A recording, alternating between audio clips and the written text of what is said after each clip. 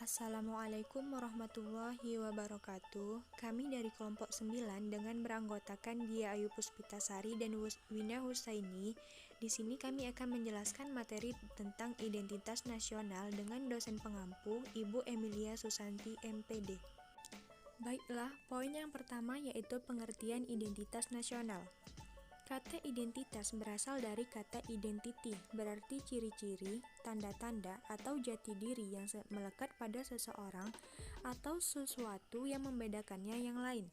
Sedangkan nasional menunjuk pada sifat khas kelompok yang memiliki ciri-ciri kesamaan, baik fisik seperti budaya, agama, bahasa, maupun non-fisik seperti keinginan, cita-cita, dan tujuan. Jadi, identitas nasional adalah suatu ciri yang dimiliki oleh suatu bangsa yang secara fisiologis membedakan bangsa tersebut dengan bangsa lain. Menurut Konta Wibisono, pada tahun 2005, pengertian identitas nasional pada hakikatnya adalah memanifestasi nilai-nilai budaya yang tumbuh dan berkembang dalam aspek kehidupan suatu bangsa nasional, dengan ciri-ciri khas dan dengan yang khas tadi suatu bangsa berbeda dengan bangsa lain dalam kehidupannya. Identitas nasional merupakan sesuatu yang terbuka untuk diberi makna baru agar tetap relevan dan fungsional dalam kondisi aktual yang berkembang dalam masyarakat. Baiklah, poin yang kedua yaitu parameter identitas nasional. Dalam kehidupan di dunia, hampir segala sesuatu memiliki parameter. Begitu pula dengan identitas nasional. Parameter adalah sesuatu yang digunakan sebagai standar sesuatu atau suatu ukuran atau patokan yang dapat digunakan untuk menyatakan sesuatu itu menjadi khas. Jadi, parameter identitas nasional berarti suatu ukuran yang digunakan untuk menyatakan bahwa identitas nasional itu menjadi ciri khas suatu bangsa.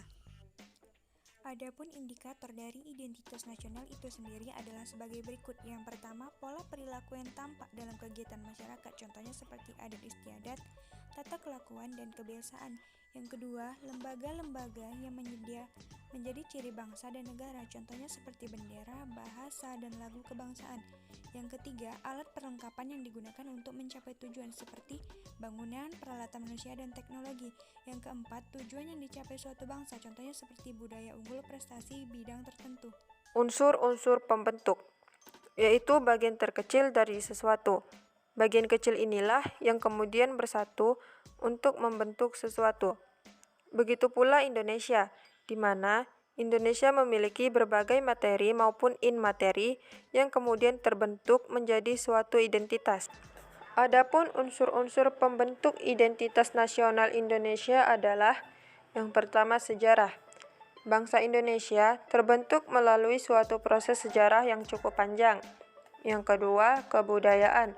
Kebudayaan adalah kompleks keseluruhan dari pengetahuan, keyakinan, kesenian, moral, hukum, dan adat istiadat. Yang ketiga, suku bangsa. Keragaman atau majemuk golongan sosial yang khusus yang bersifat akristif. Yang keempat, agama.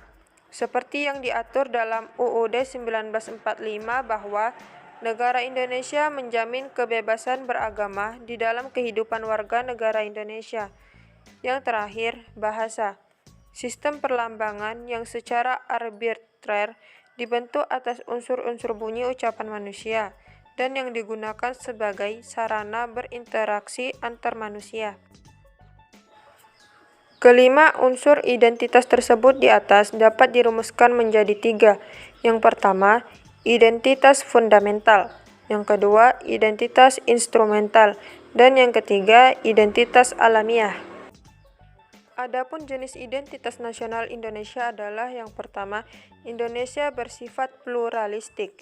Yang kedua, identitas fundamental atau ideal.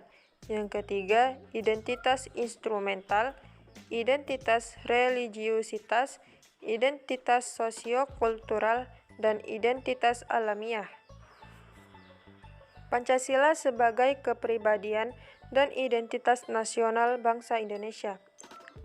Studi Robert Van Rothberg secara eksplisit mengidentifikasikan Salah satu karakteristik penting negara gagal adalah ketidakmampuan negara mengelola identitas negara yang tercermin dalam semangat nasionalisme dalam menyelesaikan berbagai persoalan nasionalnya. Ketidakmampuan ini dapat memicu intra dan interstatewar secara hampir bersamaan. Penataan, pengelolaan, bahkan pengembangan nasionalisme dalam identitas nasional dengan demikian akan menjadi prasyarat utama bagi upaya menciptakan sebuah negara kuat atau strong state. Makna falsafah dalam pembukaan UUD 1945 yang berbunyi 1. Makna dari alinea pertama yaitu kemerdekaan adalah hak semua bangsa dan penjajahan bertentangan dengan hak asasi manusia. Yang kedua, makna alinea kedua yaitu adanya masa depan yang harus diraih. Yang ketiga, makna alinea ketiga yaitu bila negara ingin mencapai cita-cita, maka kehidupan berbangsa dan bernegara harus mendapat ridha Allah Subhanahu wa Ta'ala yang merupakan dorongan spiritual. Yang keempat, makna alinea keempat yaitu alinea ini mempertegas cita-cita yang harus dicapai oleh bangsa Indonesia melalui wadah Negara Kesatuan Republik Indonesia atau NKRI. Baiklah, itu yang dapat kami sampaikan. Terima kasih. Wassalamualaikum warahmatullahi wabarakatuh.